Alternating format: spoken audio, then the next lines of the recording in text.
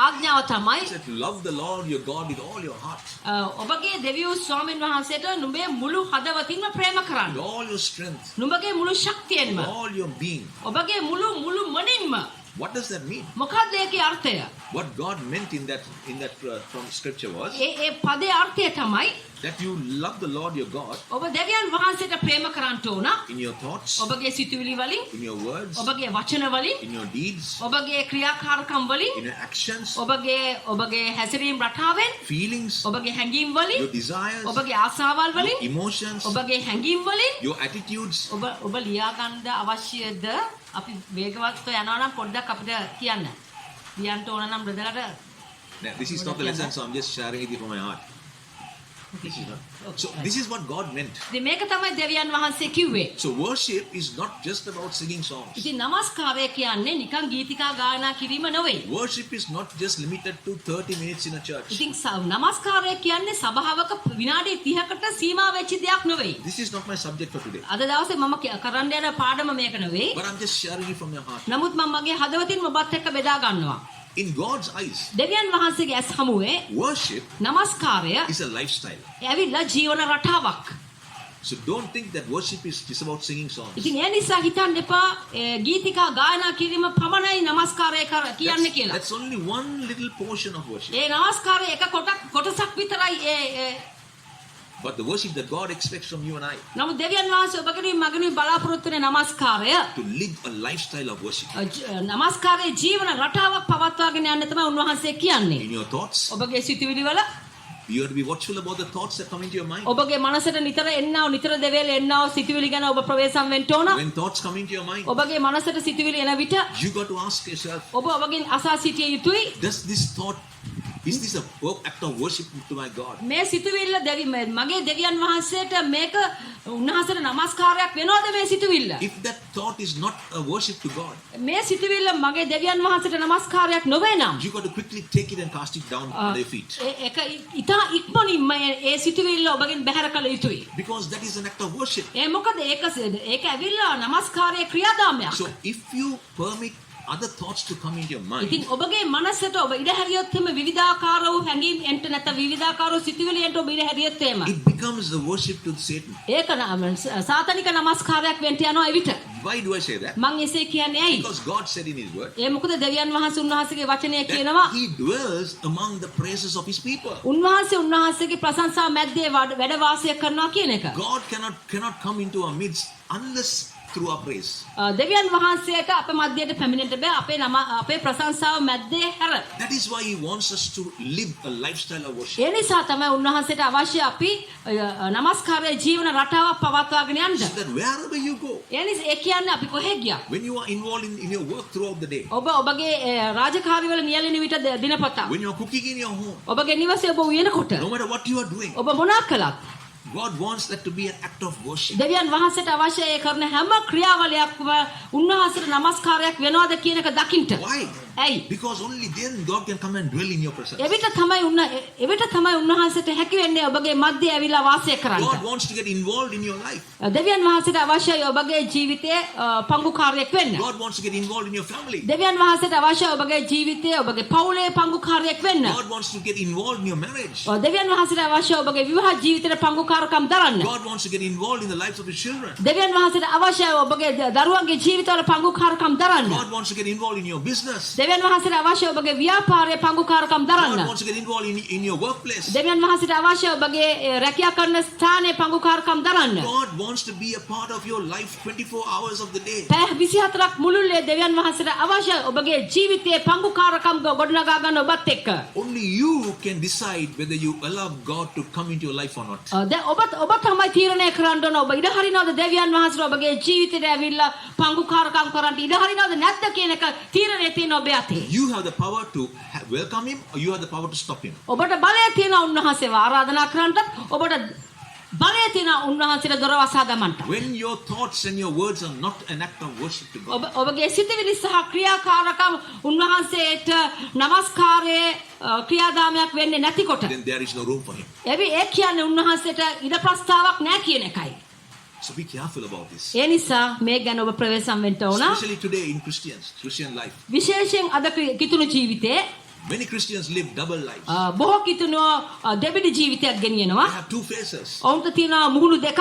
They come to church and lift their hands and they worship God. ඔවුන් සභාවට ඇවිල්ලා දෑත් ඔස්සලා නමස්කාර කරනවා. But their hearts are far away from it. නමුත් ඔවුන්ගේ හදවත් තියෙන ඊටා දුරින්. They have anger, ඔවුන්ට තියෙනවා තරහව, jealousy, ඊර්ෂ්‍යාව තියෙනවා, bitterness, තිත්තකම තියෙනවා, competition. තරගකාරීත්වය තියෙනවා. Their hearts are far away from it. ඔවුන්ගේ හදවත දෙවියන් වහන්සේගෙන් ගොඩක් බැහැර වෙලා ඉන්නේ. With their lips they worship, ඔවුන්ගේ තොල් වලින් ඔවුන් ප්‍රශංසා කරනවා. but their heart is far away. නමුත් ඔවුන්ගේ හදවත ගොඩක් ඈතයි. God is not with you. දෙවියන් වහන්සේ ඔවුන් එක්ක නැහැ. Amen. Amen. Your worship has to come from your heart. ඔබගේ හදවත පතුලෙන්ම ඔබේ නමස්කාරය පිටවිය යුතුයි. Don't think that worship is about singing beautiful songs. ඔබ හිතන්න එපා ඔබ ලස්සනට අලංකාර ලෙස ගීත ගායනා කරා කියලා ඒක නමස්කාරයක් වෙනවා කියලා. Worship must be a lifestyle. ඒ කියන්නේ නමස්කාරය කියන්නේ ජීවිත රටාවේ ඔබේ ජීවිත පැවැත්ම විය යුතුයි. It must come from deep within your heart. ඒක පැමිණෙන්න ඕනේ ඔබගේ හදවත ගැඹුරෙනුයි. Hallelujah. Hallelujah. When you walk conscious of this all the time, ඔබ මේක සිහිය තබාගෙන ඔබ නිතර ගමන් කරන විට the presence of God is always with you. දෙවියන් වහන්සේගේ අභිමුඛය ඔබත් එක්ක නිරන්තරයෙන් තිබෙන්න යනවා. Wherever you go, ඔබ කොහෙ ගියත් the outside people, පිටස්තර ඉන්න ජනතාව they will begin to see God through your life. දෙවියන් වහන්සේව ඔබ තුලින් දකින්න යනවා. ඒ අය They will get attracted to you. ඒ අය ඔබ වෙත ආකර්ෂණය වෙන්න They will යනවා. be drawn to you. ඒගොල්ලෝ ඔබට ආකර්ෂණය වෙන්න යනවා. They'll want to come to where you are worshiping God. එවිට ඔවුන් කැමති වේවි ඔබ කොහෙද නමස්කාර කරන්නේ එතනට පැමිණෙන්න ඔවුන් කැමති You don't වෙනවා. have to go and preach to them necessarily. ඔවුන්ට ගිහිල්ලා ඔබ දේශනා කරන්නට අවශ්‍ය වෙන්නේ නැහැ විට Your lifestyle will speak to them. ඔබගේ ජීවිත පැවැත්ම ඔවුන්ට කතා කරાવી. So God is raising up a different breed of people today. ඉතින් අද දවසේ දෙවියන් වහන්සේ විශේෂ වූ ජනතාවක් ඔසවමින් සිටිනවා. You are part of that. ඔබ එවන් කණ්ඩායමක්. Hallelujah. Hallelujah. Hallelujah. Hallelujah. If you take this, what God is saying to you seriously today, ඉතින් අද දවසේ දෙවියන් වහන්සේ කියන දේ ඔබ බැරෑරුම් කොට ඔබ වගකීමෙන් යුතුව බාර ගන්නවා නම් be watchful about what is going on in your life. ඔබගේ ජීවිතයේ මොකද්ද සිද්ධ වෙන්නේ කියන එක ගැන ඔබ ඉතා හොඳට මන බලන්න කිරා මන බලන්න. In fact, in the New Testament, අලුත් ගිවිසුමේ Jesus also told the same thing. යේසුස් වහන්සේත් එම දේම කියනවා. He said the first and greatest commandment is this: පළවෙනි සහ ප්‍රථම ආඥාව මේකයි. love the Lord your God දෙවියන් වහන්සේ තගේ මුළු සිතින් තගේ දෙවියන් වහන්සේට ප්‍රේම කරන්න. with all your heart, තගේ මුළු සිතෙන් with all your strength, තගේ මුළු with ශක්තියෙන් all your mind, තගේ මුළු ධෛර්යයෙන් with all your being. තගේ මුළු මනින්ම උන්වහන්සේට ප්‍රේම කරන්න කියනවා. What did Jesus mean by that? මොකද්ද යේසුස් වහන්සේ මේකෙන් අර්ථවත් කරන්නේ? I want you to live a lifestyle of worship. මට අවශ්‍යයි ඔබ නමස්කාරයේ ජීවන රටාවක් පවත්වාගෙන යන්න. Hallelujah. Hallelujah. Please bear in mind ඒ නිසා ඔබ සිහිය තබා ගන්න. that God's heart's desire is to come and dwell in your midst. ඉතින් දෙවියන් වහන්සේගේ හදවතේ ආශාව තමයි ඔබගේ මැද්දේ ඇවිල්ලා වාසය කරන්නට. If only you can permit him to do that ඔබට විතරයි අවසර තියෙන්නේ ඒකට ඉඩ දෙන්න. because of your worship. ඔබගේ නමස්කාරය නිසා Try this.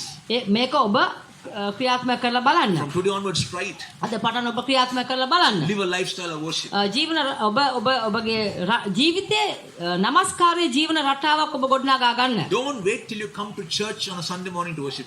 ඉරිදා දවසක නමස්කාරයට බලාපොරොත්තුෙන් පැමිණෙන්න එපා. You bring worship from your home. ඔබගේ නිවසෙන් නමස්කාරය රැගෙන එන්න. You must be a worship. ඔබ නමස්කාරයක් විය යුතුයි. Your life must be a worship. ඔබගේ ජීවිතය ඔබ නමස්කාරයක් විය යුතුයි. Just imagine if all you leaders, ඔබ හිතන්න මෙතන ඉන්න ඔක්කොම නායකයෝ. if you come to church on a Sunday morning bringing worship, ඔබ හැම කෙනෙක්ම නමස්කාරය රැගෙන නම් ඔබගේ ගෙදරින් ඔබ එන්නේ. I'll tell you, there'll be the fire of God will be here. මම ඔබට කියනවා දෙවියන් වහන්සේගේ ගින්න මෙතනට ඇවිලෙන්න යනවා. Miracles, signs and wonders will break loose. හාස්කම් පුදුම ලකුණු මේ ස්ථානයේ සිද්ධ වෙන්න යනවා. Hallelujah. Hallelujah. God, people from all over this place will just get drawn to this place. මේ ප්‍රදේශයේ ඉන්න ජනතාව මේ ස්ථානට ආකර්ෂණය වෙන්න යනවා. We have to change. අපේ ජීවිත රටාව අපි වෙනස් කරගත You යුතුයි. must be a different people. ඔබ වෙනස් වූ පුද්ගලයෙක් වෙන්න ඕන. Don't fall in line with the way of the church on the outside. පිටස්තරේ අනිත් සභාවල වල ඉන්න විදියට ඔබත් ඒ විදියට අනුකරණය කරන්න යන්න You gotta එපා. change. ඔබ වෙනස් වෙන්න ඕන. You must be a different people. ඔබ වෙනස් වූ පුද්ගලයෙක් වෙන්න ඕන. You must be a different generation of people. ඔබ වෙනස් වූ පරම්පරාවක් වෙන්න ඕන. A generation that carries the presence of God. දෙවියන් වහන්සේගේ අභිමුඛය දරාගෙන යන්නෙක් වෙන්න ඕන මේ පරම්පරාව. Amen. Amen. Did you understand what I said? ඔබට පැහැදිලි නේද මං කියන එක? Start doing it from today. අද දවසේ පටන් ඔබේ කරන්ට ක්‍රියාත්මක කරන්න පටන් ගන්න. See what God will do in your life. ඔබ බලන්න දෙවියන් වහන්සේ මොකද්ද ඔබේ ජීවිතේ කරන්ට යන්නේ See කියලා. what God will do in your home. ඔබ බලන්න ඔබගේ නිවසේ මොකද්ද දෙවියන් වහන්සේ කරන්ට යන්නේ See කියලා. what God will do in your marriage. ඔබ බලන්න ඔබගේ විවාහ ජීවිතේ මොකද්ද කරන්ට යන්නේ කියලා දෙවියන් See what වහන්සේ. God will do in your business. ඔබ බලන්න ඔබගේ ව්‍යාපාරය මොකද්ද දෙවියන් වහන්සේ කරන්ට යන්නේ See කියලා. what God will do in your workplace. ඔබ බලන්න ඔබගේ රාජකාරිය කරන ස්ථානයේ දෙවියන් වහන්සේ මොකද්ද කරන්න යන්නේ You කියලා. know, in the Old Testament, there was a man called Obed-Edom. ඔබේ ඉඩම් කියලා පරණ ගිවිසුමේ පුද්ගලයෙක් හිටියා. He was an ordinary man. ඔහු සාමාන්‍ය මිනිසෙක්. One day, David was bringing the ark of the Lord. දිනක් දාවිත් රජතුමා ඒ ගිවිසුම් පෙට්ටිය රැගෙන එමින් සිටියා. And he had no place to keep the ark of the covenant. ඔහුට ඒ ගිවිසුම් පෙට්ටිය තියන්න තැනක් තිබුණේ නැහැ. So this man, Obed-Edom, he said, okay, you can keep it in my house. ඔබේ ඉඩම් කියා සිටියා කමක් නැහැ මගේ නිවස මන් දොර අරින්නම් ඔබ මේ ගිවිසුම් පෙට්ටිය මගේ නිවසේ තියන්න. Obed-Edom had no idea at all about the presence of God. ඔබේ ඉඩම්ට දේව අභිමුඛය ගැන කිසිම හැඟීමක් දැනීමක් තිබුණේ නැහැ. But he allowed room for the presence of God to be kept in his house. නමුත් ඔබේ ඉඩම් ඉඩ හැරියා දේව අභිමුඛය නිවසේ නැත්නම් ගිවිසුම් පෙට්ටිය නිවසේ තියන්න කියලා. You know the ark of the covenant was the presence of God. ඔබ දන්නවා ගිවිසුම් පෙට්ටිය කියන්නේ දෙවියන් වහන්සේගේ අභිමුඛයයි. So David came and kept the ark of the covenant, the presence of God, in Obed-Edom's house. ඉතින් දාවිත් ඇවිල්ලා ඒ ගිවිසුම් පෙට්ටිය ඔබේ ඉඩම්ගේ ගෙදර නිවසේ තැබුවා. I think it was there for 3 months. මං හිතන්නේ මාස 3ක් වගේ කාලයක තිබ්බ එක. The Bible says බයිබලයේ කියනවා that Obed-Edom was tremendously blessed. බයිබලයේ සඳහන් කරන ඔබේ ඉඩම් ඉතාමත්ම සෞභාග්‍ය සම්පන්නලත් පුද්ගලයෙක් බවට පත් වුණා කියලා. He was just blessed because he allowed the presence of God in his home. ඒ දේව අභිමුඛයේ තිබුණු නිසා ඒ ගිවිසුම් පෙට්ටිය තිබ්බ නිසා ඔබේ ඉඩම් ආශිර්වාදලත් මිනිසෙක් බවට පත් වුණා. And today in the New Testament, අද අලුත් ගිවිසුමේ the presence of God is in your heart. අද දේව අභිමුඛයේ තියෙන ඔබගේ හදවත තුලයි. Hallelujah. Hallelujah. You are the home of God's presence. අද ඔබ තමයි දෙවිදුන්ගේ නිවහන දෙවිදුන්ගේ අභිමුඛයේ තියෙන නිවහන ඔබයි. And you know what the children of Israel did ඔබ දන්නවද මොකද්ද ඊශ්‍රායල් පුත්‍රයෝ කරේ in කියලා? the Old Testament? පරණ ගිවිසුමේ Every time they built a tent to keep the ark of the covenant, ගිවිසුම් පෙට්ටිය තියන්න ඕන් කූඩාරම තරපු හැම වෙලාවකම they surrounded that with worship 24 hours. පැය 24ක් මුළුල්ලේ ඔවුන් නමස්කාරයෙන් ඒ වට කරමින් නමස්කාරයක් පැවැත්තුවා. Because they honored, they revered the presence of God. ඒ මොකද දෙවියන් වහන්සේගේ අභිමුඛයට ඔවුන් ගෞරව කළා.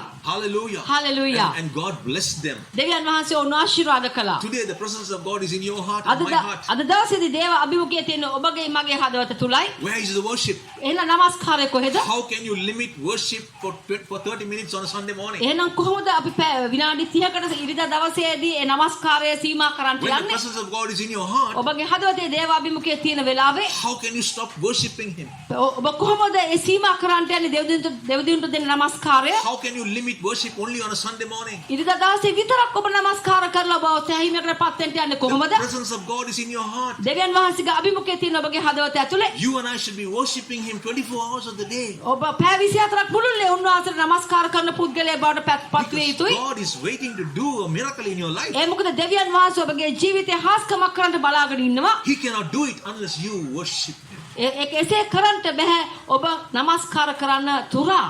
Hallelujah. Did you understand what I said? කරන්නේ නැති තුරා. Did you understand what I said? ඔබට පැහැදිලිද මං කියන දේ? Yes. I didn't come planning to say this. මං මේක ලෑස්ති වෙලා ආවේ නැහැ කියන්න But කියලා. I'm just sharing from my heart whatever the Spirit of the Lord is saying to me. නමුත් ආත්මයන් වහන්සේ කියන දේ මං ඔබත් එක්ක මගේ හදවතින් බෙදා ගන්නවා. Worship.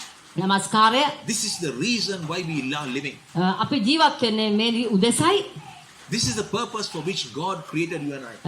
ඔබවයි මාවයි උන්වහන්සේ මැව්වේ මේ උදෙසයි. Hallelujah. Hallelujah. You are a generation that will worship the Lord your God. ඔබගේ දෙවිදුන් නමස්කාර කරන පරම්පරාවක් වෙන්න යනවා. Hallelujah. Hallelujah. Hallelujah. Thank you, Jesus. Thank you, Jesus. How many of you are ready to go into the lesson? ඔබ කී දෙනෙක්ද පාඩමට අතුල් වීමට සූදානම්ව සිටිනවාද? I have a big lesson.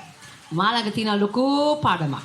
I don't know if we'll have enough time. මම දන්නේ අපිට ඉඩ තියෙයිද කියලා කාල වේලාව තියෙයිද කියලා මේ පාඩම කරන්න. Hallelujah. God help us. දෙවිදුනි අපිට උපකාර කරන්න. Okay. one day there was an old man. දිනක් වයසක මිනිහෙක් සිටියා.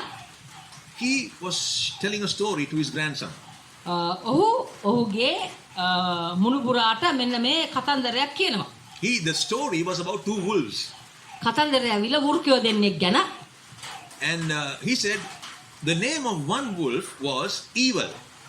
ඔහු කිව්වා එක වෘකයෙක්ගේ නම ඇවිල්ලා නපුර. And he said that this evil wolf, ඔහු කිව්වා මේ නපුරු වෘකයා he had anger in him. ඔහු තුල මහ මේ තරහ යන ගතිය තිබුණා. He had hatred in කෝපය him. තිබුණා. He had hatred.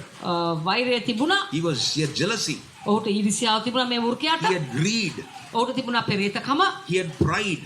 ඔහුට තිබුණා උඩඟුකම. He had a lot of self in him. තමා කියන කෙනාගෙන් මේ වෘකයා පිරලා හිටියා. He had division. ඔහුට තිබුණා බෙදීම. This was the nature of this evil wolf. දැන් මේ නපුරු වෘකයාගේ ස්වරූපය තමයි මේක. And then there was another wolf. තව වෘකයෙක් හිටියා. His name was Good. ඔහුගේ නම තමයි යහපත. And he had love in him. ඔහු තුල තිබුණා ප්‍රේමය. He had joy. ඔහු තුල තිබුණා ප්‍රීතිය. He had kindness. ඔහු තුල තිබුණා අනුකම්පාව. He had goodness. ඔහු තුල තිබුණා යහපත්කම. He had humility. ඔහුට තිබුණා යටහත්පත්කම. He had all these good habits in him. ඔහු තුල තිබුණා මේ හොඳ වෘකයා තුල හැම යහපත් ගතිගුණ ලක්ෂණයක්ම තිබුණා. And then the grandfather said, ඊට පස්සේ මේ සියා කිව්වා he said, these two wolves were always eternally fighting each other. දැන් මේ වෘකයා දෙන්නගේ වැඩේ තමයි නිරන්තරයෙන්ම දෙන්නට දෙන්න හැම වෙලේම රණ්ඩු කර ගන්නවා. And then the boy asked the grandfather, දැන් මේ මුණුපුරා මේ සියාගෙන් අහනවා which wolf won the battle? සීයේ කොයි වෘකයාද මේ තරගෙන් දිනුවේ? And the grandfather said, සියා කියනවා the one who you feed most, he wins. ඔබ කාටද වැඩිපුර කන්න දෙන්නේ? ඒ වෘකයා තමයි දිනන්නේ පුතේ. Amen. ආමෙන්. Two wolves. වෘකයෝ දෙන්නේ. Good, යහපත bad. නපුරු වෘකයා. And the wolf that wins දිනන වෘකයා is the one that you feed most. ඒ දිනන්නේ මොකක් නිසාද? ඔබ හොද්දට ඌට කන්න දීලා උස මහත් කරපු නිසායි. When I heard this story, මේ කතන්දරේ මං ඇසුවාම I thought to myself, this is a good lesson to teach. මං හිතුවා මේක නම් හොඳම පාඩමක් ඔබට අවිල උගන්වන්න. Because we don't teach such things in church. ඒ මොකද සභාවේ මේ වගේ දේවල් උගන්වන්නේ නැති නිසා. සභාවේ කතන්දර කියන්නේ නැහැනේ. But I thought you'll share this story. නමුත් මං හිතුවා ඔබත් එක්ක මේ කතන්දරේ මං බෙදා ගන්නම් Because කියලා. there was something deep that I felt that God wanted to say to us. ඉතින් මට දැනුණා දෙවියන් වහන්සේ යම්කිසි ගැඹුරු දෙයක් අපිට බෙදන්න යනවා මේ සන්ධ්‍යාවේ. See, the real picture is about two wolves living inside you and I. දැන් ඇත්තම චිත්‍රය තමයි මේ වෘකය දෙන්න කොහෙවත් නෙමෙයි ජීවත් වෙන්නේ අපගේ ඇතුලේ. Hallelujah. Hallelujah. You know, in Colossians chapter 1 and verse 13, කොලොසි 1:13 කවුරු පෙරලකට කෙනෙක් කියවන්න පුළුවන් නම් හොඳයි. සංසිස්ටර් කෙනෙක් කියවන්න. කොලෝසි 1:13.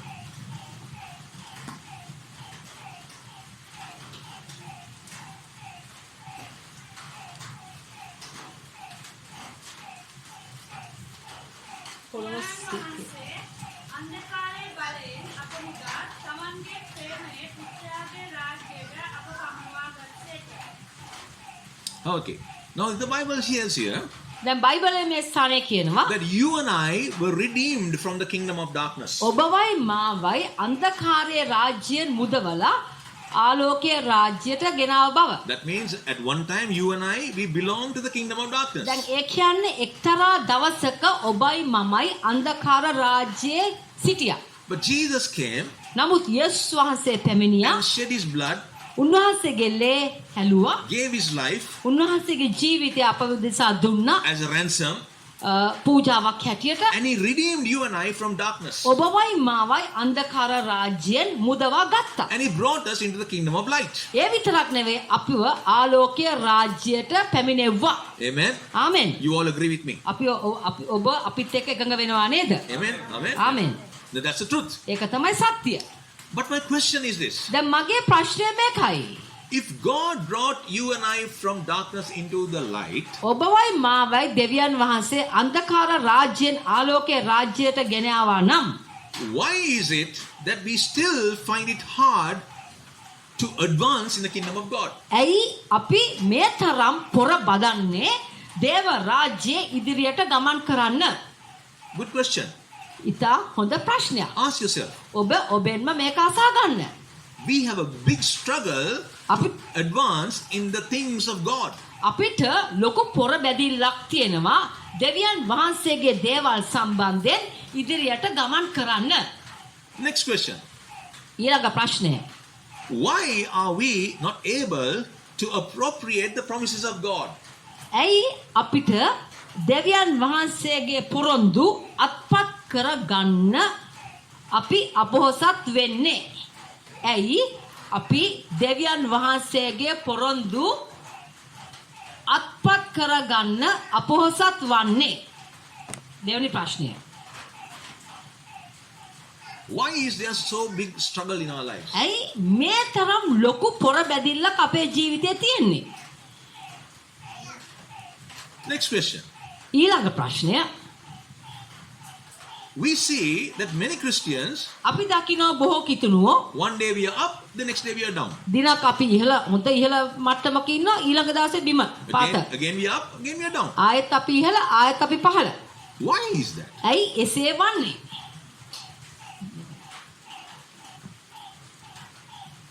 These are questions that we need to ask ourselves. දැන් මෙවැනි ප්‍රශ්න අපිටම අපෙන් අසා ගත යුතුයි. Why is there divorce in the church? ඇයි සභාවේ දික්කසාද තියෙන්නේ? How is that? ඒක කොහොමද එහෙම වෙන්නේ? If we are in the kingdom of God, අපි දෙවියන් වහන්සේගේ රාජ්‍යයේ පුරවැසියෝ නම් then we should be enjoying kingdom life. එහෙනම් දේව රාජ්‍යය අපි භුක්ති විඳින්න ඕන. We are no more in the kingdom of darkness. අපි මොකද අපි තාම අන්ධකාර රාජ්‍ය නෙවෙයි අපි ඉන්නේ. Then why is there divorce in the church? ඇයි එහෙනම් සභාව ඇතුලේ දික්කසාදේ තියෙන්නේ? Why is there sickness and disease? ඇයි සභාවේ අසනීප වෙන්නේ රෝගය තියෙන්නේ? Every Sunday if there's an altar call, හැම ඉරිදම අල්තාරේ කැඳවීමක් තියෙනවා. there are Christians who come forward for prayer කිතුණුව එනවා යාඥාව ඉල්ලගෙන. because they are sick. ඇයි ඒගොල්ලෝ අසනීපයි? Why? How is that? ඒක වෙන්නේ කොහොමද? Why is there so much of fighting and quarreling amongst Christians? ඇයි කිතුණුව අතර මේ තරම් අඩදබර වීම තියෙන්නේ? Why is there jealousy, ඇයි ඊර්ෂ්‍යාව තියෙන්නේ පල්ලිය ඇතුලේ? competition, තරගකාරීත්වය තියෙනවා. unforgiveness? සමාව දෙන්නේ නැහැ.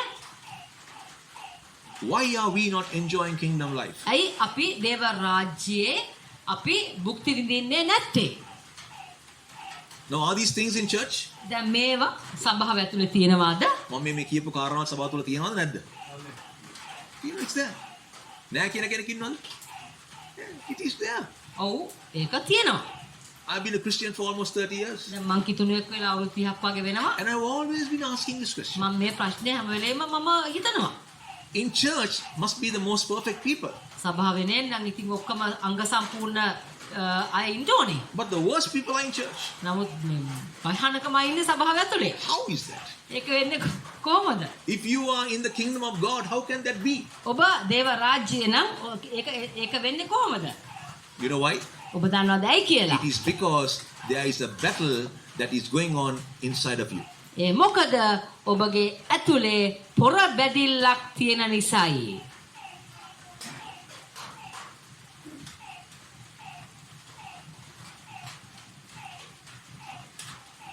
See, man is a tripart being.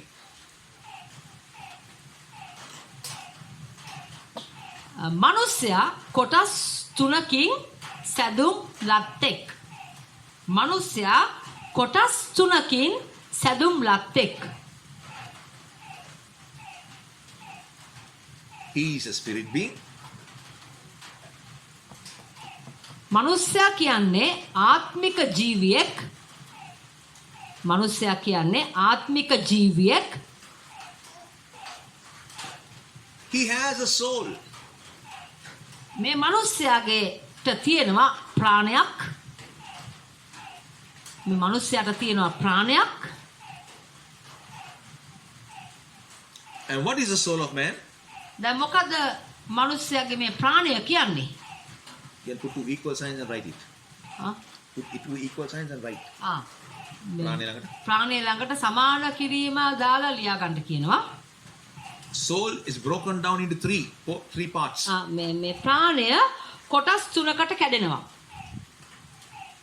Soul of man means ප්‍රාණය මිනිස්යාගේ ප්‍රාණය කියන්නේ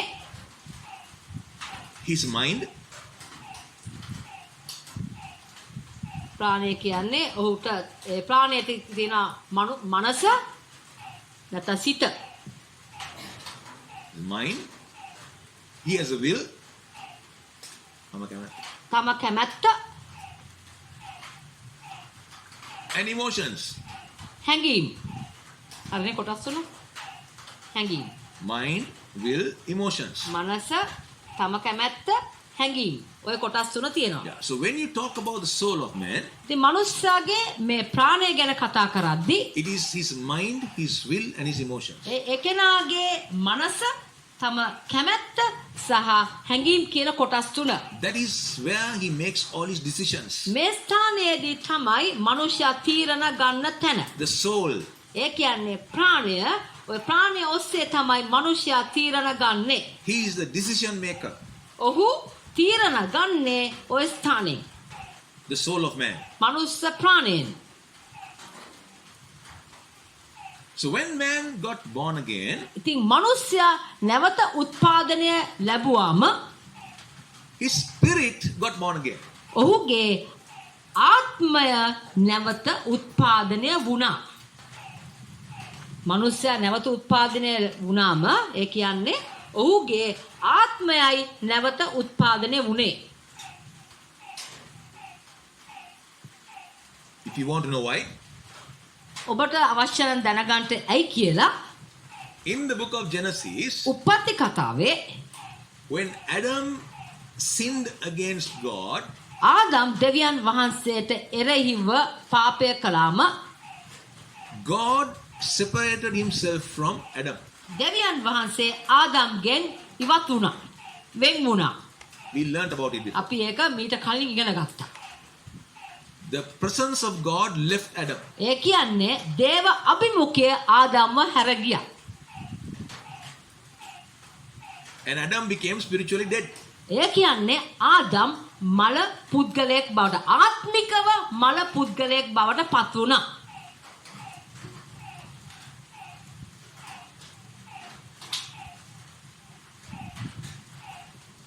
So on the day that you accepted Jesus Christ as Lord of your life, ඔබ යේසුස් ක්‍රිස්තුස් වහන්සේව ඔබගේ ගැලුම් කාර්යය ලෙස පිළිගත්තු මොහොතේ the Holy Spirit came into you ශුද්ධාත්ම දෙවියන් වහන්සේ ඔබ තුලට පැමිණියා. and he once again ignited your dead spirit.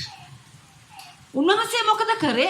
නැවත වතාවක් ඔබගේ මරුණා වූ ඒ ආත්මය නැවත ප්‍රාණවත් කරා. මරුණා වූ ආත්මය ශුද්ධාත්ම දෙවියන් වහන්සේ ඔබ ගැලවීම ලැබපු දවසේ ඇවිල්ලා ඒ මරුණා වූ ආත්මය නැවත ප්‍රාණවත් කළා.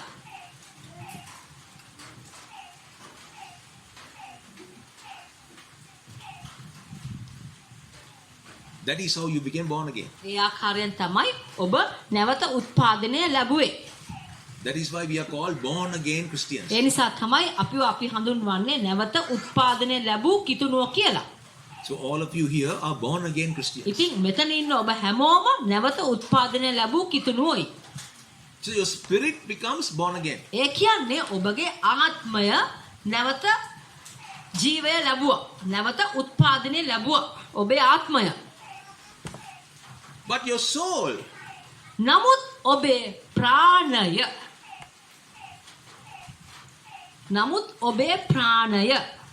is still carnal. තාමත් මාංසාකාරයි. තවමත් මාංසාකාරයි.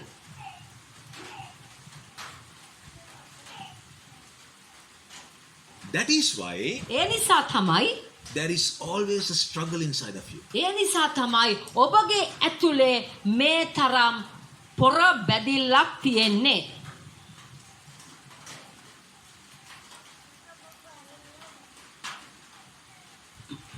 Your spirit is willing, ඔබගේ ආත්මය කැමති, But your flesh says no. නමුත් ඔබේ මාංශය කියනවා අනේ මට බෑ කියලා. ඔබේ ආත්මය කැමති, ඔබේ මාංශය කියනවා මට බෑ කියලා. Your spirit says, I want to worship and pray to God today. ඔබගේ ආත්මය කියනවා අද මම නමස්කාර කරලා දෙවියන් වහන්සේට යාඥා කරනවා කියලා. So you set the alarm at 5 o'clock in the morning. ඉතින් ඔබ අලාම් එක තියනවා උදේ පාන්දර 5ට. And the alarm rings at 5. අලාම් එක වදිනවා උදේ 5ට. And your flesh says, ඔබේ මාංශය කියනවා no, I think I need to sleep 1 hour more. නෑ මං හිතන්නේ මං තව ටිකක් හොඳට අකුලගෙන බුදිය ගන්න ඕන. Today is raining. අද වහිනවනේ. So you put the alarm off and you sleep. ඔබ අලාම් එක නවත්තලා ඔබ ආයෙ නිදා ගන්න පොරවගෙන. I'm giving a little example. මේ පොඩි උදාහරණයක්. This is the struggle that we have. මේක තමයි අපේ ඇතුලේ තියෙන පොර බැදිල්ල. See, but I saw 2 wolves inside of you. ඒ නිසා තමයි මං කිව්වේ ඔබගේ ඇතුලේ ඉන්න පොර බදින වෘකයෝ දෙන්නෙක් කියලා. Then your spirit says, ඉතින් ඔබේ ආත්මය කියනවා today, Sunday morning, I must go to church.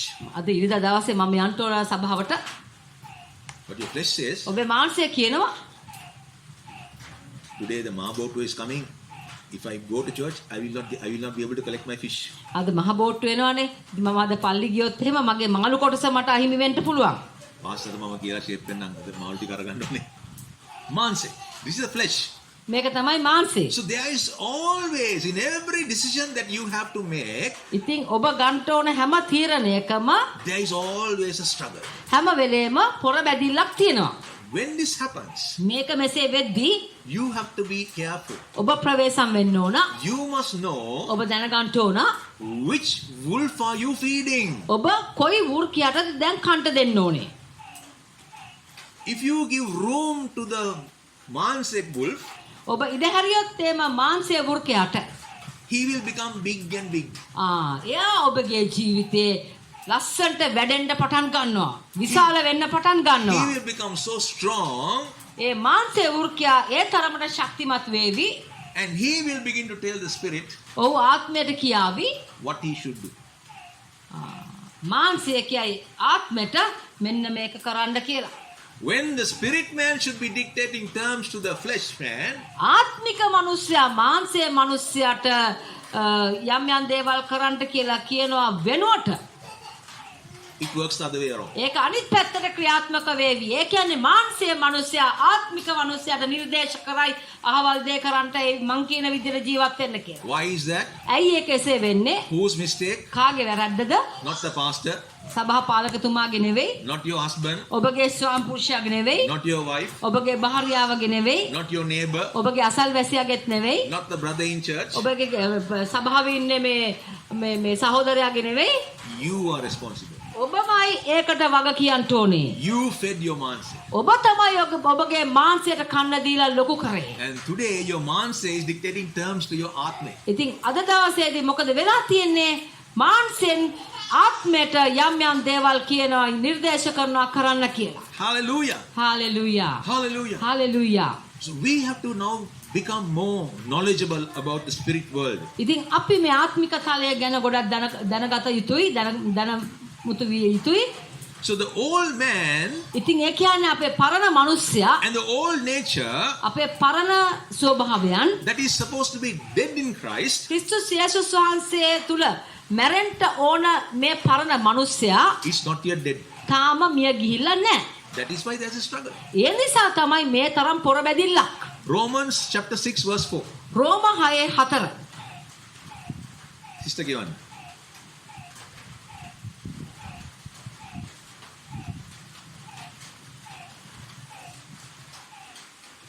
Roma 6:4.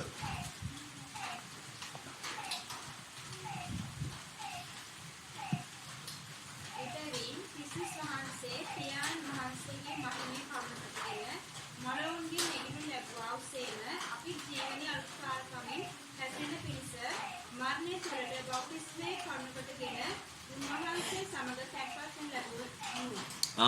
Hallelujah.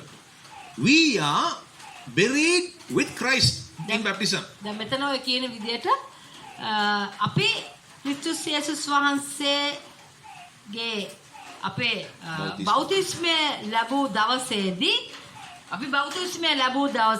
අපි ක්‍රිස්තුස් යේසුස් වහන්සේ තුල ගිල් වුණා. බෞතිස්ම වෙලාවේ අපි ක්‍රිස්තුස් යේසුස් වහන්සේ තුල අපිව His death. උන්වහන්සේගේ මරණය අපි ගිල්වුණා. උන්වහන්සේගේ මරණය තුලට අපව ගිල්වුණා.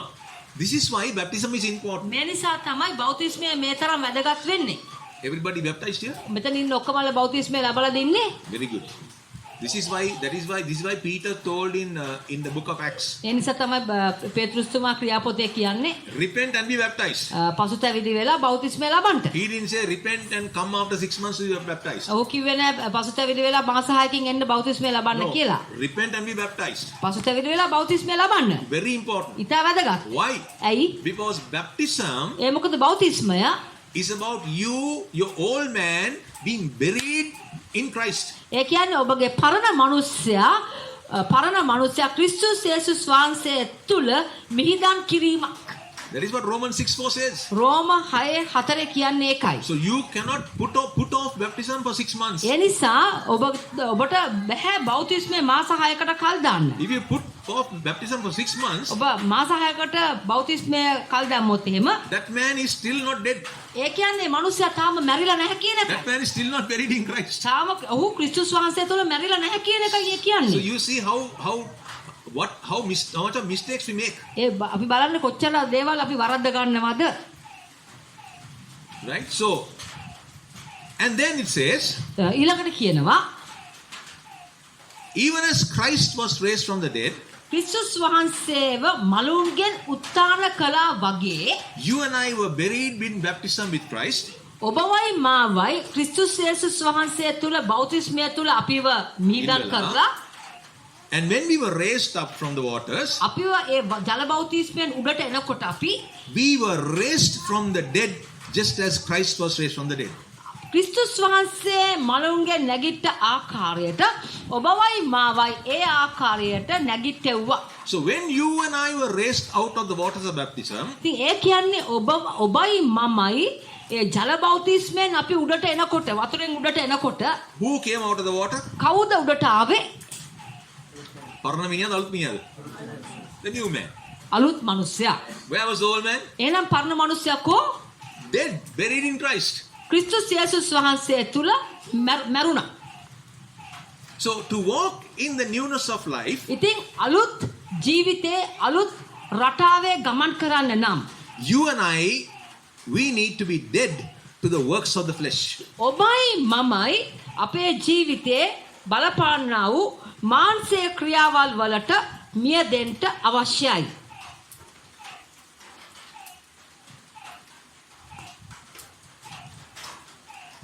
So we wonder. ඉතින් අපි හිතනවා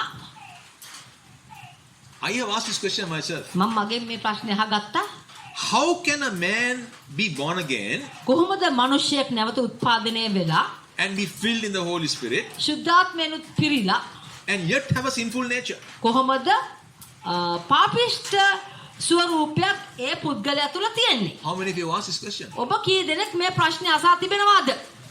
I have asked this question. මම දෙවියන් වහන්සේගෙන් මේ ප්‍රශ්නේ අසුවා. How can a man who's born again still have a sinful nature? නැවත උත්පාදනය වෙච්ච මිනිසෙකුට කොහොමද මේ පාපිෂ්ඨ ස්වරූපය තාම තියෙන්නේ? It is because the old man and the old nature ඒ මොකද පරණ මිනිසයා සහ පරණ ස්වරූපය that is supposed to be dead in Christ ක්‍රිස්තුස් යේසුස් වහන්සේ තුල මියදෙන්න යුතුව තිබෙන is not dead yet. තාම මැරිලා නැති නිසායි.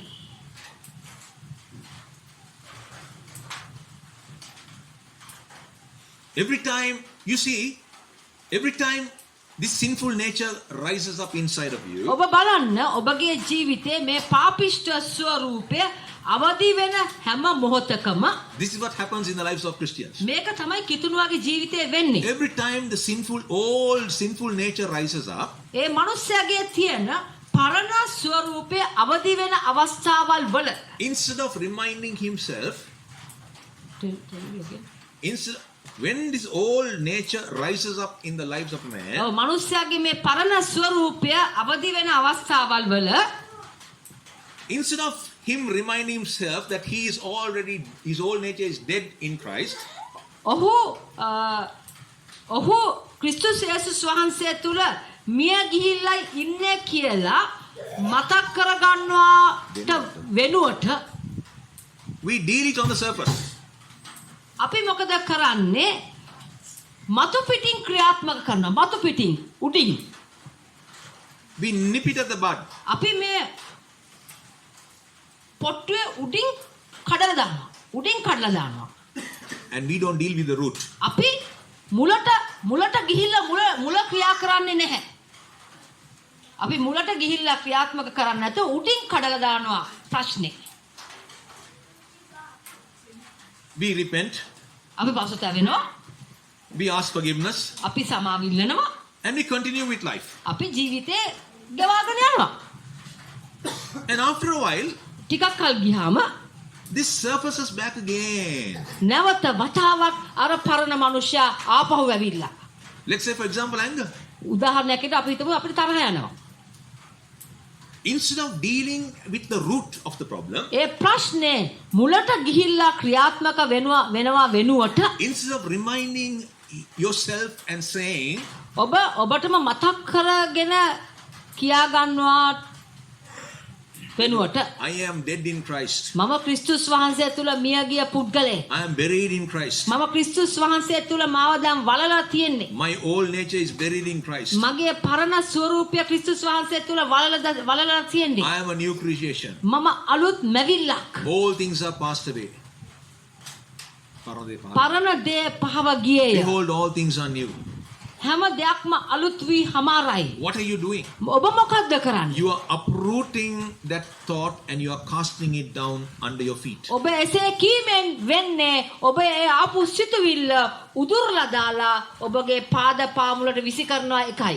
Instead of doing that, ඒක එසේ කරනවා වෙනුවට what we do is අපි කරන්නේ මෙන්න මේකයි. we just repent and ask forgiveness අපි නිකන් ඔහේ අනේ දෙවියනේ සමා වෙන්න කියලා and we just continue with life. අපි අපේ ජීවිතෙත් එක්ක ක්‍රියා දිගට පවත්වාගෙන යනවා. After a while, ටිකක් කල් ගියාම after 1 week, සතියක් ගියන් පස්සේ again this anger comes up. මේ තරහ යන ප්‍රශ්නේ ආයෙනවා. And then when it goes on like this for a season, මේක ඉතින් ඍතු කාලයක් තිස්සේ මේක මේ ආකාරයෙන් සිද්ධ වෙමින් පවතිනවා. we are forced to live a double life. අපි දෙවිලි ජීවිතයක් ගත කරන්නට අපිව නිරායාසයෙන්ම අපිව යොමු වෙනවා. Your spirit is desiring to live a godly life. ඔබගේ ආත්මය ඉල්ලනවා මට සුද්ධ පවිත්‍ර ජීවිතයක් ගෙවන්න ඕන. But the flesh is weak නමුත් මාංශය දුර්වලයි. and is desiring to live contrary to the word of God. ඔබගේ මාංශය දේව වචනයට පටහැනි දේවල් කරන්න ඉල්ලා So සිටිනවා. this is a battle that goes on in our lives day in and day out. ඉතින් මේක තමයි අපගේ ජීවිතයේ දිනපතාම තියෙන ප්‍රශ්නයක්.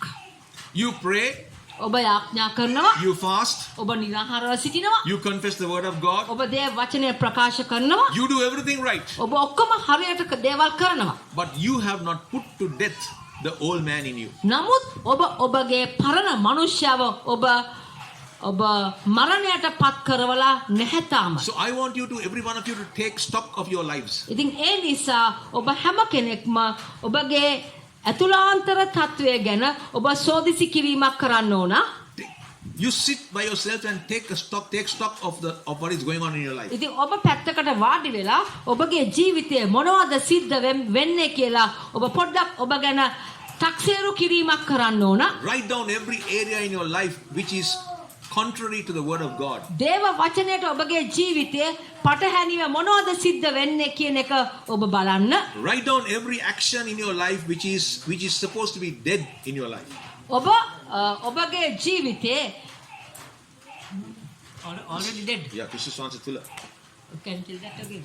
You sit down and write down. ඔබ පැත්තකට වාඩි වෙලා ඔබ ලියන්න පටන් ගන්න. Write down every area of your life ඔබගේ ජීවිතයේ හැම කොටසක්ම which should be already dead in Christ. දැනටමත් මිය ගිහිල්ලා තියෙන්න යුතු දේවල් ඔබ ලියන්න පටන් ගන්න. But they are still not dead in you. නමුත් තාමත් ඒවා මිය ගිහිල්ලා නැහනේ. Write down those books. ඔබ ඒවා කොලයක ලියන්න පටන් ගන්න. And you start dealing with them one by one. ඔබ ඒවා එකිනෙකත් එක්ක ඔබ ගනුදෙනු කරන්න පටන් ගන්න. How do you do that? ඔබ ඒක එසේ කොහොමද කරන්නේ? You got to remove it from the root. ඔබට සිද්ධ වෙනවා මුලට ගිහිල්ලා ගලවන්න. And you need to tell that problem. ඒ ප්‍රශ්නෙට ඔබට කියන්න ආමන්ත්‍රණය කරන්න සිද්ධ වෙනවා ඒ ප්‍රශ්නෙට. You are dead in Christ. ඔබ ක්‍රිස්තුස් යේසුස් වහන්සේ තුල මැරිලා.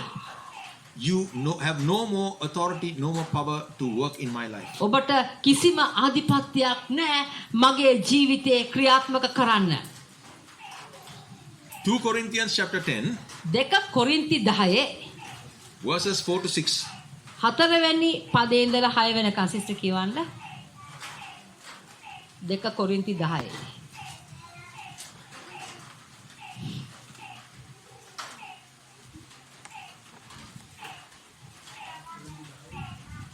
දෙක කොරින්ති 10 4 සිට 6 දක්වා. මක්නිසාද අපේ යුද්ධ මාංශයට නොව. එහෙත් ඒවා බලකොට බිඳීමට දෙවියන් වහන්සේ ඉදිරිපිට බල සම්පන්නය. අපි විවාදයක්ද දෙවියන් වහන්සේ ගැන දැන ගැනීමට විරුද්ධව උසස් වන්නා වූ සියලු දේවල්ද බිඳලා සියලු සිතුවිලි ක්‍රිස්තුස් වහන්සේට කීකරු වීමට වහල් කරගනිමු. 6 වෙනකන් කිව්වද? උඹලාගේ කීකරුකම සම්පූර්ණ වූ කල සියලු අකීකරුකමට දඬුවම් කිරීමටද අප සූදානම්ව සිටිනවා. ආමෙන්. උඹලා පෙනීමේ හැටියට කාරණා බලන්නවද යමෙක් තමා ක්‍රිස්තුස් වහන්සේට අයිතියි සිතාගෙන සිටින්නේ නම් තමා ක්‍රිස්තුස් වහන්සේට අයිතිව සේන අපිත් අයිතිව බව තමාම කල්පනා කරගන්නවා. 6 දක්වා. 6 දක්වා නේ? හරි නේද? So you see the scripture tells us there is a battle. දැන් මේ බලන්න දැන් මේ පදේ කියනවා සටනක් තියෙනවා කියලා. There is a warfare. යුද්ධයක් තියෙනවා. And where is this warfare? දැන් මේ යුද්ධය කොහෙද තියෙන්නේ? It's in your mind. ඒ යුද්ධය තියෙන්නේ කෙනෙක්ගේ මනස තුලයි. Let me tell you another thing. මම තව උදාහරණයක් දෙන්නම්. තව දෙයක් කියන්නම්. When you become a born again child of God, ඔබ දෙවියන් වහන්සේගේ නැවත උත්පාදනය ලැබූ කිතුණියක වුණාම your mind becomes a battleground. ඔබගේ මනස යුද පිට්ටනියක් බවට හැරෙනවා. All the battles take place in your mind. ඔය හැම සටනක්ම සිද්ධ වෙන්නේ කෙනෙක්ගේ මනස තුලයි. If you don't take control of your mind, කෙනෙක් තමාගේ මනස පාලනයට හසුරුවා ගත්තේ නැතිනම් if you don't take charge of your mind, කෙනෙක් තමාගේ මනස හරියට පාලනය කරගත්තේ නැතිනම් if you are not able to tell the thoughts that come into your mind where they belong to, ඔබ ඒ මනසට එන සිතුවිලි වලට ඔබ කිව්වේ නැතිනම් ඔය සිතුවිල්ල මෙතනට අදාළ නැහැ කියලා. if you don't do it, ඔබ ඒක එසේ එවෙලම කරේ නැතිනම් the enemy will take charge of your mind and he will turn your mind into a playground. සතුරා මොකද කරන්නේ? ඒ ඔබගේ මනස සතුරාගේ අත්අඩංගුවට අරගෙන ක්‍රියාත්මක කරන්න පටන් ගන්නවා. සෙල්ලම් පිටණයක් බවට හරවා ගනීවි. Did you understand what I'm saying? මං කියන එක පැහැදිලිද? That is why the scripture says in 2 Corinthians ඒ නිසා තමයි 2 කොරින්තිය දැන් ඔබ කියපු පදේ කියන්නේ that we are engaged in a warfare, a battle. අපි නිරන්තරයෙන්ම යුද්ධයක නිරත වෙලා ඉන්නේ. There are always negative thoughts that come into your mind. හැම වෙලේම කෙනෙක්ගේ මනසට ඍණාත්මක සිතුවිලි පැමිණෙනවා. And it tells you to do things that are contrary to the word of God. දේව වචනයට පටහැනි දේ කරන්න කියලා ඒ එන සිතුවිලි වලින් කියනවා. And it is you who makes the decision in your mind whether you are going to do it or not. ඉතින් ඔබ තමයි ඔබගේ මනසේ සිතුවිල්ල එක බාර අරගෙන ඒක ක්‍රියාත්මක කරනවද නැද්ද කියලා තීරණයකට පැමිණිය යුත්තේ. At that point when that thought comes, ඒ වෙලාවේ ඒ සිතුවිල්ල එන විට you must ask yourself, ඔබ අහන්න ඕන ඔබගෙන්ම is this thought bringing worship to God? මේ සිතුවිල්ල දෙවියන් වහන්සේට නමස්කාරයක් ගේන එකක්ද? Or is this bringing disgrace to God? එහෙම නැත්නම් මේක දෙවියන් වහන්සේව ලැජ්ජාවට පත් කරන එකක්ද මේ ආවේ? Very simple. ඊට සරලයි. Either it is a worship to God or it is not. ඒක එක්කෝ දෙවියන් වහන්සේට නමස්කාර කරන සිතුවිල්ල. එහෙම නැත්නම් මේක දෙවියන් වහන්සේව ලැජ්ජාවට පත් කරන සිතුවිල්ලක් ආවේ. And so the Bible says, ඒ නිසා බයිබලයේ කියනවා if that thought is not in line with the word of God, ඒ ඔබට ආපු සිතුවිල්ල දේ වචනයට අනුකූල නැතිනම් it says here මෙතන කියනවා that you take captive of that thought. ඒ ආපු සිතුවිල්ල ඔබ අඩංගුවට ගත යුතුයි. ඒ ආපු සිතුවිල්ල ඔබ අත්අඩංගුවට ඔබගේ යටතට ගත යුතුයි. Because I told you මම ඔබට කිව්වා that if you don't take charge of your mind, ඔබ ඔබගේ මනස ඔබ පාලනයට නතු කරගත්තේ නැතිනම් you are like the army commander of your mind. ඔබ තමයි ඔබගේ මනසේ ඉන්න හමුදාපති. If you don't take command, ඔබ ඒ මනසේ ඔබ මනසේ පාලනය ඔබ අතට ගත් ඔබ යටතට ගත්තේ නැතිනම් the enemy will take charge සතුරා ඒක පාලනයට නතු කර ගනීවි. and he will make you a pissa. එවිට මොකද කරන්නේ? සතුරා ඔබ පිස්සෙක් බවට හරවයි. That is why you see most Christians living dual lives. ඒ නිසා තමයි බොහෝ කිතුණුව දෙබිඩි ජීවිතයක් ගත කරන්නේ. The reason is ඒකට හේතුව තමයි because they don't know how to handle the situation. ඔවුන් දන්නේ නැහැ ඒ ආපු ප්‍රශ්නෙට මුහුණ දෙන්න කොහොමද කියලා. ඒ ආපු ප්‍රශ්නෙට කොහොමද මුහුණ දෙන්නේ කියලා. Because they have not been taught. ඒ මොකද ඔවුන්ට උගන්වලා නැති නිසායි. I am bringing you a spiritual warfare lesson. මං ඔබට ගේන්නේ ආත්මික යුද්ධය පිළිබඳ පාඩම් මාලාවක්. This must be applied to each and every one of our lives individually.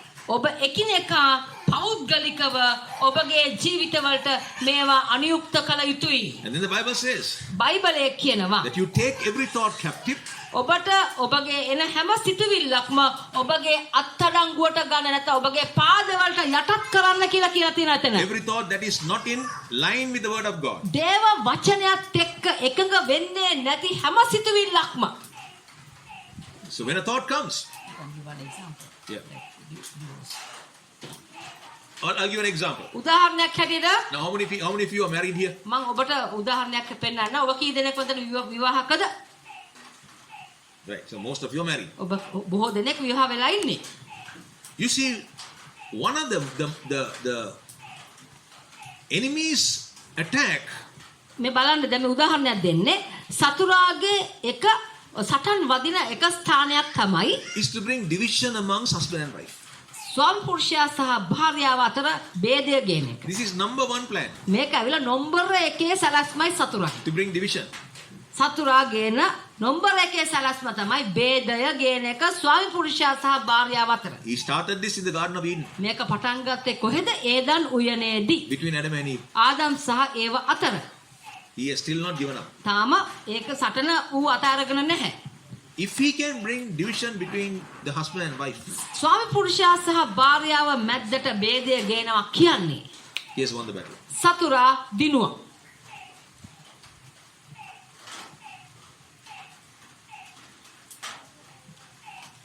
I'm going out of the lesson for 1 minute. එක මොහොතකට මම පාඩමින් වෙන පැත්තකට යනවා.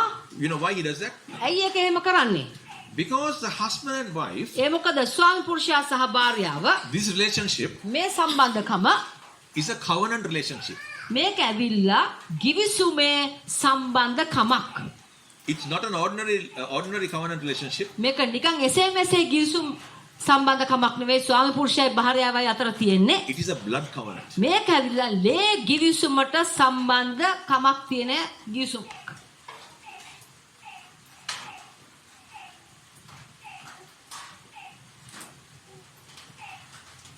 And if we can break this relationship, දැන් මේ සම්බන්ධකම කඩාගත්තා කියන්නේ if we can bring division between this relationship, මේ සම්බන්ධකම කඩාගත්තා කියන්නේ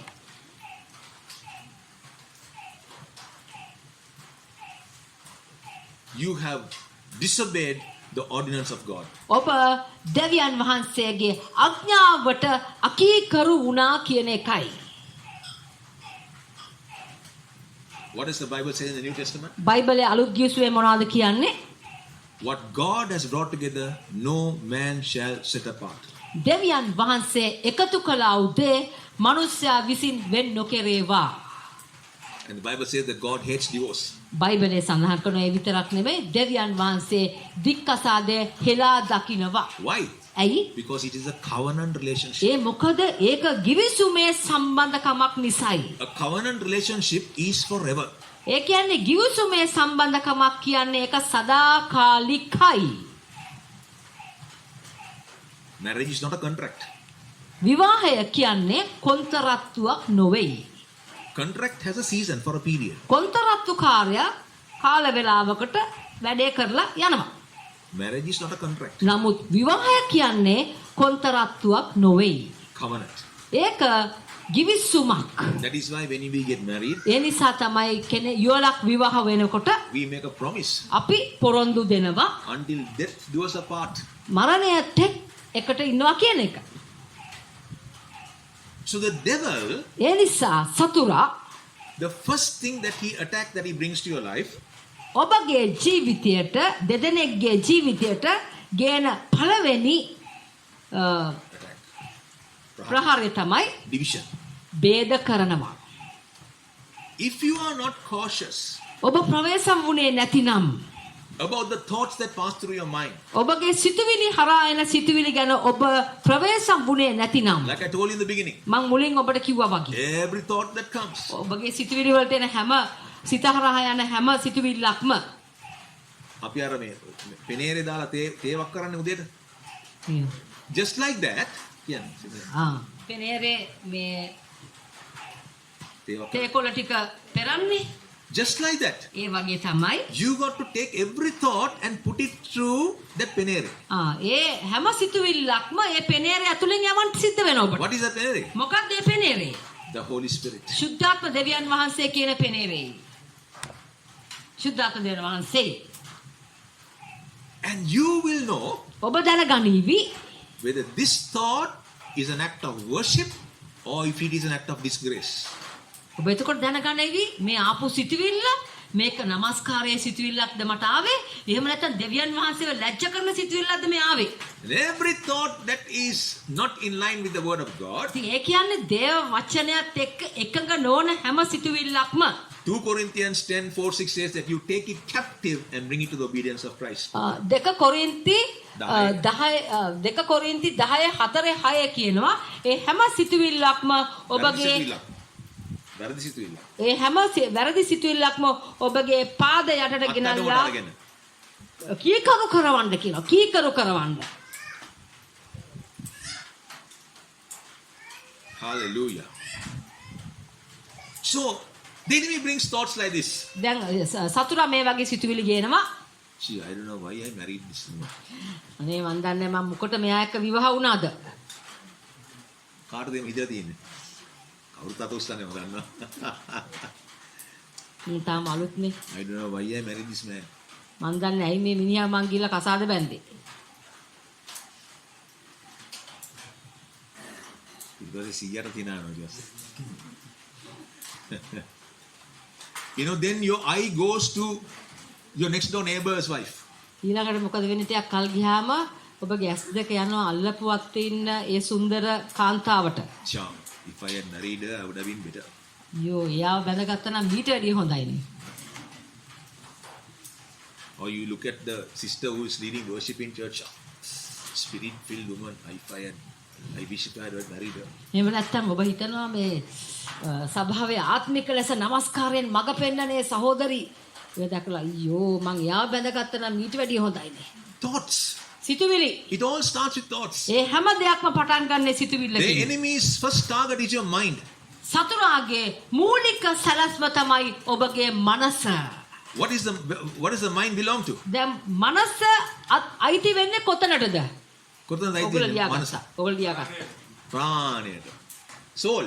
So his first attack is to the soul. ඉතින් ඒ කියන්නේ සතුරාගේ පළවෙනි පහර දීම ඇවිල්ලා ඒ ප්‍රාණයටයි. So how do you first challenge this thought? ඉතින් මේ ආවා වූ මේ සිතුවිල්ල දැන් ඔබ කොහොමද නැත්නම් අභියෝගයක් කරන්නේ? එහෙම නැත්නම් ප්‍රතිප්‍රහාරයක් දක්වන්නේ කොහොමද? මේ ආපු සිතුවිල්ලට. Whom have you been feeding most? දැන් කාටද ඔබ වැඩිපුර කන්න දෙන්නේ? Have you been thinking? You know, sometimes we get these thoughts, and throughout the week we are meditating on this thought. ඔව් සමහර විට මේ සිතුවිල්ලක් ඇවිල්ලා සතිය පුරා ඕක තමයි භාවනා කරන්නේ. සමහර විට රැයට නිින්දෙන් උත් නම් කියවෙනවා. එතකොට කේස්. ඒතර නෝන මාත් පවුද දන්නේ මොකද්ද ඊයේ අර නමක් කිව්වේ ඒතර උත්තර දී ගන්න බෑ. No, I'm telling you, these things happen. මේ වගේ දේවල් වෙනවා. What you have been meditating, or else it will bitterness. yeah, or what you have been meditating is what will come out of you. ඉතින් ඔබ මොනවද මෙනෙහි කරේ? ඒක තමයි ඔබගේ නිතතින්ම ඔබගේ කටින් නැත්තම් මුඛයෙන් ඒක එළියට එයි. මොකද්ද මේ සිතුවේ? That is why today in church, among Christians, we have a lot of divorce. ඉතින් ඒ නිසා තමයි අද ගොඩක් සභාව ඇතුළේ අපි දකින්නවා දික්කසාදේ වැඩි වෙමින් පවතිනවා. Why? Because the people think that that woman is more spiritual than my wife. ඉතින් මොකද ඒගොල්ලෝ හිතනවා අර කාන්තාව හොඳයි මගේ භාර්යාවට වැඩිය එයා ආත්මිකයි වගේ පේනවනේ. Or the woman thinks that husband is better, he is a pastor, so better man. නැත්නම් භාර්යාව විතර එයා සභාපාලක කෙනෙක් එයා හොඳයි. What God has brought together, no man shall set apart. දෙවියන් වහන්සේ එකතු කළාද මනුෂ්‍යයා විසින් වෙන් නොකරේවා. So you see how you deal with these things. ඉතින් ඔබ බලන්න ඔබ මේකත් එක්ක කොහොමද ඔබ මේවත් එක්ක ගනුදෙනු කරන්නේ? First thing what you do, ඔබ ඉස්සලා මොනවද කරන්නේ? ඕන දැන් ගනුදෙනු කරන ආකාරය. මොනවද පළවෙනියෙන් ඔබ කරන්න ඕනේ? මොනවද කරන්නේ? සිතුවිල්ල දානවා පෙනේරේට. කියන්නේ සිතුවිල්ල. right. සිතුවිල්ල දානවා පෙනේරේට. And then you ask yourself, ඊට පස්සේ ඔබ ඔබෙන්ම අහන්න දැන් මේක. is this thought an act of worship or is it an act of disgrace? දැන් මේ ආපු සිතුවිල්ල ඇවිල්ලා දෙවියන් වහන්සේට නමස්කාර කියන සිතුවිල්ලක්ද මට ආවේ? එහෙම නැත්නම් දෙවියන් වහන්සේ ලැජ්ජාවට පත් කරන එකක්ද මේ ආවේ? Now for you to find the answer, ඔබ උත්තරේ හොයාගන්න නම් you also must know the word of God. ඔබ දේව වචනය කියවලා තියෙන්න ඕන. If you have not read the word of God, ඔබ දේව වචනය කියවලා නැත්නම් you won't be able to find the correct answer. ඔබට හරි උත්තරය හොයාගන්න බැරි වෙනවා. So when you have found the right answer, ඉතින් ඔබ හරි උත්තරය හොයාගත්තම maybe it is not in alignment with your conscience. සමහර විට ඔබගේ හරි උත්තරේ. ඔය හරි උත්තරේ සිහි කල්පනාවෙන් නොවෙන්න පුළුවනි. But you take captive of the wrong thought. ඔබ ඇවිල්ලා මොකද කරන්නේ? ඒ වැරදි සිතුවිල්ල ඔබ අත්අඩංගුවට අරගෙන And you bring it to the obedience of Christ. ඔබ ඒක ක්‍රිස්තුස් වහන්සේගේ කීකරුකමට ගේන්න ඕන. And you tell your mind ඔබගේ මනසට ඔබ කියන්න ඕන what is in alignment with God's word. දේ වචනේ මොකද්ද කියලා තියන්නේ ගැන. ඒක ඔබ කියන්න ගන්න පටන් ගන්න ඕන. That's it.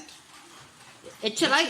ඒක තමයි විසඳුම. This is spiritual warfare. මේක ආත්මික සටන. ඒ වචනේ මොනවද කියලා තියන්නේ ඒක කියන්න පටන් ගන්න ඕන ඔබ.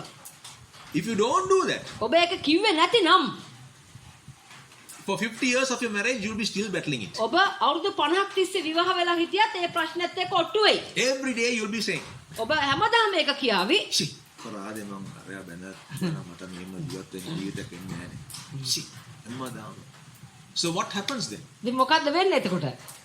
God cannot come and dwell in your home. දෙවියන් වහන්සේට නොහැකි වෙනවා ඔබගේ නිවසේ ඇවිල්ලා පදිංචි වෙන්න. You have allowed room for the enemy to come. ඔබ ඉඩහැරියේ සතුරට ඇවිල්ලා වාඩි වෙන්නයි. And he is constantly making whispers into your ear and into your wife's ear. ඉතින් ඔබ මොකද කරන්නේ? සතුරා නිරන්තරයෙන්ම ඔබේ කනටයි ඔබගේ භාර්යාවගේ කනටයි කොඳුරමින් ඉන්නවා. And forever there is fighting in the house. ඉතින් නිරන්තරයෙන්ම ගෙදර මොනවද තියෙන්නේ? අවුල්. Always quarrels. හැම වෙලේම රණ්ඩු. This is why we see such things happening in the lives of people. ඉතින් මේක අපි දකිනවා මිනිස්යන්ගේ ජීවිතවල සිද්ධ වෙනවා. This is only one example. මේක ඇවිල්ලා එක උදාහරණයක් විතරයි. There are lots of other things that we can talk to. තව ගොඩක් දේවල් තියෙනවා කතා කරන්න. But today- මානසික ක්‍රියා. Yeah. Right? කෝපය. Now I'm going to stop here මම මෙතනින් නතර කරනවා. and I'm going to continue this lesson next week. මේ පාඩම ඊළඟ සතියේත් මම ඉතුරු කොටස කරනවා. Because I don't want to rush into it. මම මේක ඉක්මන් කරලා ඉවර කරන්න මම කැමති නැහැ. හදිසි කරන්න කැමති Ah. නැහැ. Right, today I'm giving you only the basic foundation. මම අද ඔබට දෙන්නේ අත්තිවාරමක් දානවා. ඔය පාඩමේ අත්තිවාරමක්. Today you can start applying this in your life. ඉතින් අද ඔබට පුළුවනි මේක ගිහිල්ලා ඔබගේ ජීවිතයට අදාළ කරගන්න. ඔබේ ජීවිතයට මේක අදාළ කරගන්න. And start dealing with them one by one. දැන් ඒවා ලියලා නම් වලින් ලියලා මේකත් එක්ක ඔබ ගනුදෙනු කරන්න පටන් ගන්න ඕන. Don't think to do spiritual warfare ඔබ හිතන්න බෑ ආත්මික යුද්ධයට that you need to have a special anointing. ඔබ හිතන්න එපා අමුතුම ආලේපයක් තියෙන්න ඕන විශේෂ ආලේපයක් තියෙන්න ඕන No, you කියලා. are already anointed. ඒ මොකද ඔබ දැන්ටමත් ආලේපලත් පුද්ගලයෙක්. Because Jesus said, යේසුස් වහන්සේ කියනවා behold, I give you power මන් නුඹට බලය දෙනවා to trample on snakes and scorpions and all the power of the enemy. සර්පයන් සහ ගෝනුස්සන්ද පා ගන්නත් සතුරාගේ මුළු ශක්තිය මැඩ පවත්වන්නත් මන් නුඹට බලය දෙනවා. I have given it to you. මම ඔබට දීලා තියෙන්නේ. That is, you are already anointed A for that. කියන්නේ දැන්ටමත් නුඹ ඒ උදෙසා ආලේපලත් පුද්ගලයෙක්. I have given you power to trample on snakes and මන් scorpions. නුඹට බලය දීලා තියෙනවා සර්පයෝ සහ ගෝනුස්ස පා ගන්න. What does that mean? මොකක්ද ඒකේ අර්ථය? God has given you power and authority over the works of the devil. ඒ කියන්නේ යක්ෂයාගේ සියලු ක්‍රියාවලට එරෙහිව ඔබට ඊට ඉහළින් බලයක් දීලා තියෙනවා කියන කතන්දරය. Amen. Amen. Hallelujah. Hallelujah. How many of you learned something today? මේ සන්ධ්‍යාව ඔබ කී දෙනෙක් යමක් ඉගෙන ගත්තාද? Yeah? Anybody here did not understand? පැහැදිලි නැති කෙනෙක් ඉන්නවද උගන්නපු දෙය? Right. That means everybody understood. ඒ කියන්නේ ඔක්කොටම පැහැදිලි තේරුම් ගියා. Now, next time when we get together, අපි ඊළඟ වතාවේ එකතු වෙන විට I'm going to talk to you of a very interesting subject. මම ඔබට ඉතාමත්ම වැදගත් මාතෘකාවක් ඔස්සේ කතා කරන්නට යනවා. Don't miss that lesson. ඒ නිසා ඒ පාඩම මගහැර ගන්න එපා. I'm going to talk to you about the works of the flesh. මම ඔබට කතා කරන්න යන්නේ මාංශයේ ක්‍රියා ගැනයි. I'm going to talk to you all details. ඒ කියන්නේ විස්තරාත්මක සවිස්තරාත්මකව ඒ මාංශයේ ක්‍රියා ගැන කතා කරන්නට යනවා. And I'm going to also tell you මම ඔබට කියන්නට යනවා how you can shut down or block the entrances that you have made room for the enemy in your life. සතුරට ඔබ යම් කිසි තැනක ඉඩ ඇරියද අපි ඒව කොහොමද ඒ දොරටු වහන්නේ කියන එක ගැන මම උගන්වන්නට යනවා ඔබට. I'm going to teach you ඔබට උගන්වන්නට යනවා how you can feed the spirit of man ආත්මික මනුස්සයාට ඔබ කොහොමද කන්න දෙන්න ඕනේ. and how you can shut down the feeding of the flesh man. ඒ මානසික මනුස්සයාට කන්න දෙන එක කොහොමද නතර කරන්නේ කියන එක. Very important lesson. ඉතා වැදගත් මාතෘකාවක්. We will do it next time. අපි ලබන වතාවේ ඒක කරමු. Okay? Now the time is past 9 o'clock. 9 පහුවෙලා ඉවරයි. So we will stop for today. ඒ නිසා අද අපි මෙතනින් නතර කරමු. So you have a lot of homework. ඒ කියන්නේ ඔබට ගෙදර ගිහිල්ලා මේ ඔස්සේ හිතන්න ගොඩක් වෙලා තියෙනවා. If you have had any kind of these negative thoughts running in your mind, ඔබගේ මනසට මේ ආකාරයේ ඍණාත්මක දේවල් වලින් ඔබට පහර දීම් සිද්ධ වෙනවද? repent before God. දෙවියන් වහන්සේගේ ඉදිරියේ ඔබ පසුතැවෙන්න. Ask God to forgive you. දෙවියන් වහන්සේට කියන්න ඔබට සමාව දෙන්න කියලා. Be cleansed with the blood of Jesus. යේසුස් වහන්සේගේ ලේ වලින් ඔබ සෝදා පවිත්‍ර කරගන්න ඔබව. Don't stop there. ඔබ එතනින් නතර වෙන්න එපා. After you have repented, ඔබ පසුතැවුණාන් පස්සේ you have to then take captive of those negative thoughts. ඒ ඍණාත්මක සිතුවිලි ඔබ විහිං අත්අඩංගුවට ගත යුතුයි. You see, if you repent and don't do anything else, ඔබ පසුතැවිල්ල කිසි දෙයක් කරේ නැතිනම් it is like nipping it at the bud. ඒ කියන්නේ ඔබ පොට්ටුව උඩින් කැඩුවා කියන එකයි. නිකන් හරියට කඩලා දැම්මා වගේ. මුල එහෙම තියෙනවා. Very dangerous. ඒක භයානකයි. We have to remove it from the root. අපිට සිද්ධ වෙනවා ඒ මුලට ගිහිල්ලා කොතනද වැඩේ වැරදුනේ? ඒ මුලින් ගලවන්න. So you check your heart. ඒ කියන්නේ ඔබගේ හදවත ඔබ සෝදිසි කිරීමක් කරන්න ඕන. Write down all those negative thoughts that have been going on in your mind. ඔබගේ මනසට එන්නා ඍණාත්මක සිතුවිලි ඔබ ලියන්න පටන් ගන්න. And ask yourself the question. ඔබගෙන්ම ප්‍රශ්න කරන්න. Is this worship to God or is this disgrace to God? මේක දෙවියන් වහන්සේට නමස්කාරයක් කරනවාද මේ සිතුවිල්ලෙන් මම? එහෙම නැත්නම් මම දෙවියන් වහන්සේව අගෞරවයට පත් කරනවාද? Is this thought in alignment with the word of God? මේක මේ සිතුවිල්ල දේව වචනයට එක්ක එකගද? If it is not, ඒක එසේ නොවේ නම් take it captive. ඒක ඔබ අත්අඩංගුවට ගත යුතුයි. Pull it down under the feet of Jesus. ක්‍රිස්තුස් යේසුස් වහන්සේගේ පාදවලට ඒක යටත් කරලා කීකරු කරන්න. Cancel it. ඒක ඒව ඔක්කොම නිෂ්ප්‍රභා කරන්න. The Bible says that. බයිබලයේ කියනවා 2 Corinthians 10:4-6 says that. 2 කොරින්ති 10:4-6 කියනවා. It very clearly says that. පැහැදිලි ලෙස කියනවා Do that. ඒක එසේ කරන්න. And then ඊට පසුව you begin to think like God. ඔබ දෙවියන් වහන්සේ හිතන ආකාරයට සිතන්න ගන්න. Begin to speak like God. දෙවියන් වහන්සේ වගේ කතා කරන්න ගන්න ඕන ඔබ. Think like God. දෙවියන් වහන්සේ වගේ සිතන්න ගන්න ඕන ඔබ. Speak like God. දෙවියන් වහන්සේ වගේ කතා කරන්න ඔබ. Over your family, ඔබගේ පවුල ගැන, over your husband, ඔබගේ ස්වාම පුරුෂයා ගැන, over your wife, ඔබගේ භාර්යාව ගැන, over your children, ඔබගේ දරුවෝ ගැන, over your job, ඔබගේ රැකියාව ගැන, over your finances, ඔබගේ මිල මුදල් ආර්ථිකය ගැන, over your ministry. ඔබ කරන සේවය ගැන. You are God's representative on this earth. ඔබ තමයි දෙවියන් වහන්සේව මේ පොළොව තලයේ නියෝජනය කරන්නේ. You are the voice of God. ඔබ තමයි දෙවියන් වහන්සේගේ කටහඬ. You have to speak, ඒ නිසා ඔබ කතා කළ යුතුයි. but you have to speak like God. ඔබ කතා කරන්න ඕනේ එසේනම් දෙවියන් වහන්සේ වගේ. You have to act like God. ඔබ ක්‍රියාත්මක වෙන්න ඕනේ දෙවියන් වහන්සේ වගේ. You have to think like God. ඔබ දෙවියන් වහන්සේ වගේ හිතන්න ගන්න ඕන සිතුවිලි වලින්. This is living a lifestyle of worship. මේක තමයි දෙවියන් වහන්සේට ඒ නමස්කාරයේ ජීවන රටාවක් ඔබ පවත්වාගෙන යනවා කියන්නේ. Hallelujah. Hallelujah. God is in this place today. දෙවියන් වහන්සේ අද දවසේ මේ ස්ථානයේ සිටිනවා. God is listening to this conversation. මේ කතා බහ දෙවියන් වහන්සේ හොඳින් අසවන් දීගෙන ඉන්නේ. And God is greatly pleased with what we have learned today. අද දවසේදී දෙවියන් වහන්සේ අපි ඉගෙනගත්තු දේ ගැන උන්වහන්සේ ප්‍රසන්න වෙනවා. Because this is the generation that God is raising up. මේ මොකද දෙවියන් වහන්සේ ඒ ඔසවන්නා වූ මේ පරම්පරාව මේකයි. Amen. Amen. Hallelujah. So the next lesson is going to be very interesting. ඉතින් ඒ කියන්නේ ඊළඟ පාඩම මීට වැඩිය ඉතාමත්ම අනර්ග වෙන්න යනවා. I'm going to continue from here. මෙතනින් අපි මේ නවත්තපු තැන ඉඳලා ඉදිරියට කරගෙන යනවා. Amen. Amen. Are you blessed today? මේ අද දවසේදී ඔබ ආශිර්වාදයක් ලැබුවාද? How many of you learned something important? අද ඉතා වැදගත් දෙයක් ඉගෙන ගත්තා නම් ඔබ අත උස්සලා අපිට පෙන්වන්න. Okay. Okay. We're going to ask testimonies. අද අපි සාක්ෂි අසන්ට යනවා. Pastor Susil has told me පාස Susil කිව්වා to ask every person individually. එකිනෙකාගෙන් පෞද්ගලික ලෙස අහන්න. So I'm going to ask the ladies first. ඉස්සරම අපි කාන්තාවන්ට ප්‍රථම ස්ථානය දෙන්න යනවා. වැඩි කියවන්න ඕනේ. කෙටියෙන් අද ඉගෙනගත්තු දේ මොකද්ද අද ඔබට ආශිර්වාදයක් වුණේ කියන කෙටියෙන් කියන්න. සිස්ටර් කියන්න. බඩින කෙටියෙන් නැගිටින්න ඕනේ. ඕක කියන්න.